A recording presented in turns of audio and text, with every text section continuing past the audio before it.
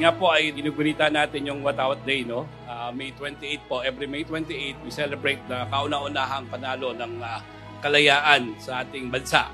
At ito na rin po ang nakita kong kauna-unahang kalayaan ng mga mahihirap kong kababayan sa lungsod ng Imus sa pabahay ngayong umagang ito. This is called the Avesta Residences. And this is going to be developed by PH1 World Developers and partnered with Megawide Construction Corporation. Naintindihan po natin ang bawat sektor ng buhay dito sa Pilipinas. Kaya po, papasalamat ko kay Mayor at sa ating Megawide. Ito na po yung katuparan. Ito na po yung hinihiling natin. Itong project na to, this is very special to my heart.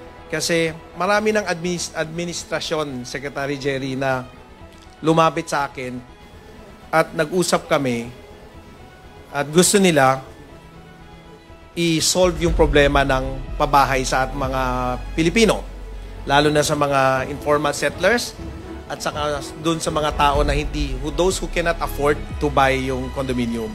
Nga nung ako'y nandun sa laylayan, ang sinasabi ko sa aking buhay, ang hirap maging mahirap.